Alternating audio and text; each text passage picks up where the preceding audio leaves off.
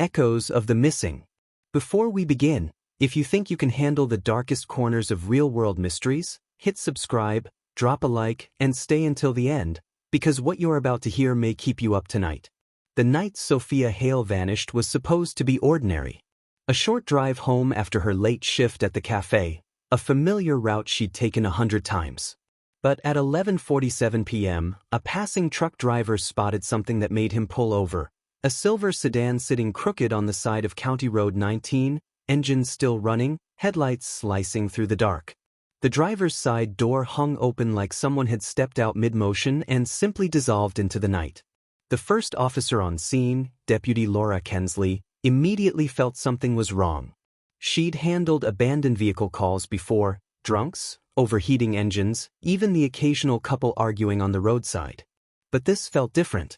Too quiet, too staged. Sofia's purse sat untouched on the passenger seat. Her wallet still zipped. Her phone placed neatly on the console, screen off, no signs of panic or struggle. And then there was the jacket, folded with precision, placed atop the hood as if waiting to be claimed. Not tossed. Not dropped. Folded. The temperature outside hovered just above freezing. No one abandons their car on a rural highway at midnight without grabbing their jacket. Nothing made sense. By 2 a.m., the road was lined with squad cars. Drones hovered overhead. Dogs traced circles around the grass, but their handlers reported something unusual. The scent trail ended abruptly behind the vehicle, as if Sofia had taken just a few steps, and then vanished into thin air. Detectives Eric Rowan and Dana Whitford were assigned the case, both seasoned, both used to unraveling chaos. But Rowan kept circling the car, his expression tight. "It's too clean," he whispered to Whitford. "Crime scenes aren't clean." The next morning, the investigation widened. Sofia's co-workers described her as responsible, routine-driven, the kind of person who texted her sister after every shift. Family confirmed no arguments, no recent stress, no reason she'd want to disappear. Rowan pressed harder. "People don't vanish without leaving a trace. Someone made sure this looked like one." The first clue emerged on day 2. A single footprint 10 yards from the car, pointed away from the highway. It belonged to a boot, size men's 11. Not Sofia's. Not any officer's. And it wasn't part of a track. Just one step in the damp soil, and nothing after. It raised a chilling question. Had the person taken Sofia? Or stood there to watch her disappear? As pressure mounted, media swarmed the scene. The story was perfect for headlines. A young woman disappearing into a rural night, every detail looking planned. People whispered of stalkers, secret relationships, even abduction rings. But detectives focused on the evidence. And the evidence was wrong in every direction. Traffic cameras along the route showed Sofia's car passing at 11:41 p.m. 6 minutes later. It was found abandoned. In that window, nothing else was caught on camera. No other cars. No suspicious movement. Just silence.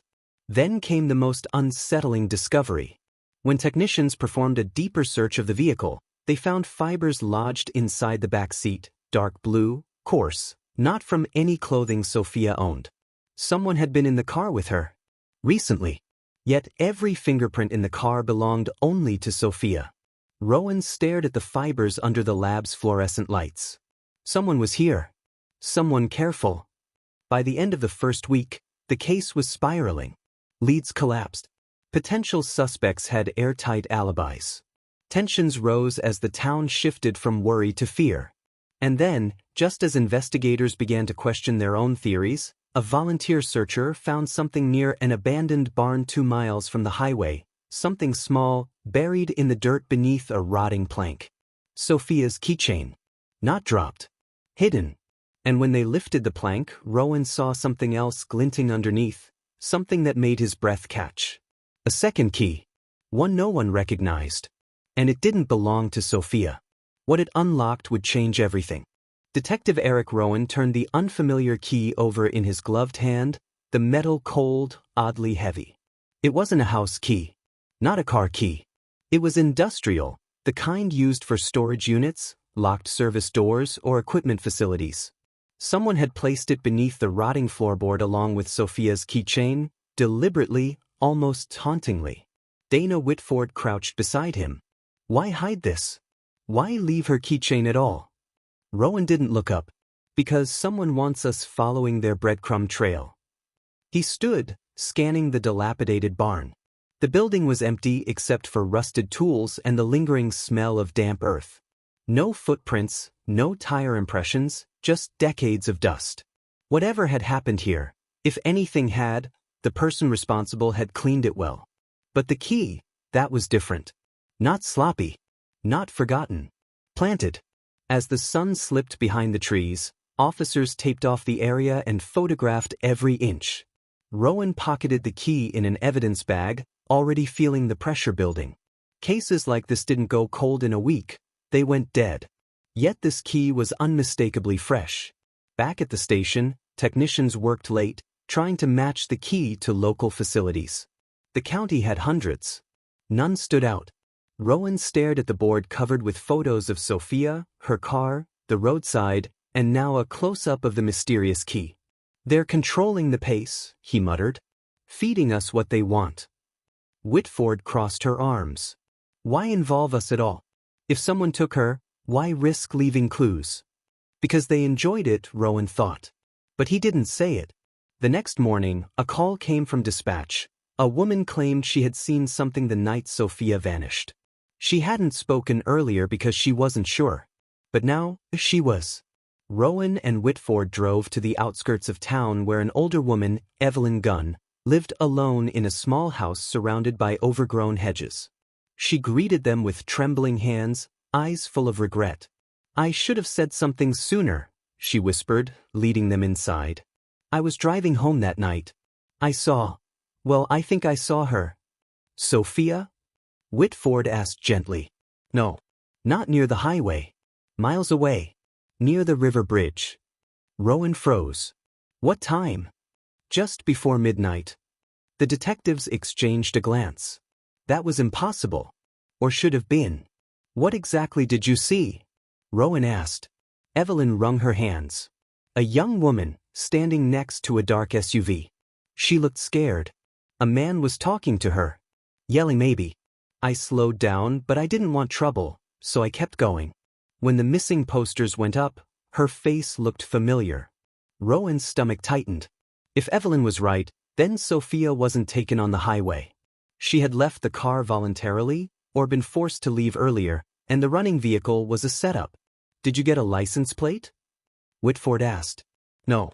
But the SUV had something on the back window. A sticker. A white shape, maybe a bird. A detail. Finally, back at the station, Rowan sifted through databases, searching for SUVs with bird decals. There were dozens. Too many. But as he scanned the list, something else caught his attention. A report from years earlier involving a worker fired from a county maintenance facility after repeated behavioral issues. His file mentioned he drove a black SUV. Bird sticker on the rear window. Known for agitation and unpredictable outbursts. His name, Colin Rourke. And the maintenance facility he worked at? It used industrial keys, just like the one found under the barn. Rowan felt the air shift. We need to find him, he said. But when officers arrived at Rourke's last known address, the apartment was empty. Food half-eaten. Clothes left in drawers. A sudden departure. He was gone. And then came the call that froze Rowan mid-step. A storage facility on the edge of town reported a break-in. The lock had been opened with an exact match to the type of key found beneath the barn. A chilling silence settled in the precinct. Rowan grabbed his coat. Let's move, he said. If Rourke is there, we might be seconds too late. What waited inside that storage unit would tear apart everything they thought they understood, and bring them face to face with a truth far darker than a simple disappearance. Rain hammered the pavement as detectives Rowan and Whitford approached the storage facility. Rows of units stretched into darkness, each one identical, each one capable of hiding whatever truth Colin Rourke didn't want uncovered. Flashing red and blue lights reflected off metal doors as officers spread out, weapons drawn, breath tight with anticipation. The break-in had occurred at Unit 47B. The padlock hung open, not cut, unlocked with a key. The same kind of key planted beneath the barn. Rowan paused outside the unit, listening. Nothing but the low rumble of thunder. He signaled, and with one sharp motion, officers rolled up the door. The fluorescent bulb flickered to life. Inside was a small, organized space. Too organized. Shelves along the walls. Plastic bins stacked neatly. And in the center of the unit, laid out like a display, were personal items. Dozens of them. Phones. Wallets. Scarves. Keys. All tagged with dates. Whitford's breath caught. These are victims. Rowan stepped forward, scanning each tag. The most recent one, dated the night Sofia disappeared, was empty, the tag blank, waiting to be filled. But there was no sign of Sofia herself. A rustling noise cut through the stillness. Someone was behind the shelving. Officers moved in fast, guns raised. A man stumbled into view, tall, gaunt, hands shaking. Colin Rourke. "Don't shoot," he gasped, raising his hands. His eyes darted around wildly, as if calculating escape routes. Rowan approached slowly. "Where is she, Colin?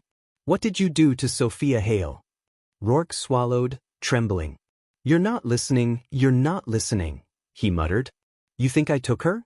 You think this is me?" He gestured toward the array of items. "I found these. I kept them safe." "Safe?" Whitford snapped. "You've been collecting evidence from missing person cases?" Rourke nodded, frantic. "Someone else leaves them. Always in places no one will look. I've been tracking him. Trying to stop him. But he's always one step ahead." Rowan didn't believe him. Not yet. "Then explain the SUV. Explain why a witness saw you with Sofia." But Rourke shook his head violently. "It wasn't me. It was him. He drives the same model. Same sticker. I copied it. I thought if I made my car look like his, I could get closer. Follow the pattern." Whitford's voice was steady. "Pattern?" Rourke pointed to the shelves. "He takes people who are alone. People off routine. People who think they're safe. And he leaves items behind like clues. But he never leaves the victims." "And where are they?" Rowan demanded. Rourke's eyes filled with a kind of terror that didn't look staged. "You don't understand. He doesn't keep them. He relocates them. Hides them. Moves them like pieces on a board. And Sofia wasn't supposed to be next. She changed her route that night. She wasn't predictable." Rowan felt a chill crawl down his spine. Before he could ask another question, a loud crash erupted outside. Officers yelled. A vehicle engine roared to life. Rowan rushed out. A dark SUV sped past the chain-link fence, tires skidding across wet gravel. White bird decal. Identical to Rourke's. But Rourke had been inside. There was no way he was behind that wheel. "Go!" Rowan shouted as he sprinted toward his car. They pursued the SUV down the abandoned road behind the facility. The rain made the world blur. Headlights cut through the downpour like blades. The SUV swerved, fishtailing, then disappeared around a bend. When Rowan rounded the corner, his stomach dropped. The SUV sat empty on the bridge. Doors open. Hazard lights blinking. There, on the passenger seat, was Sofia's phone. A new message displayed on screen. "You're following the wrong man." Whitford stepped back, pulse racing. "He's been watching us." Rowan stared at the message, the rain washing across the windshield like tears. Someone else had orchestrated everything. The planted clues, the decoy SUV, the misdirection. Someone who knew the investigation step by step. And someone who wasn't done. As officers searched the dark riverbanks below, Rowan whispered, "This isn't the end. It's barely the beginning." The camera inside the SUV blinked a tiny red light, recording. Somewhere out there, the real predator was watching them and smiling.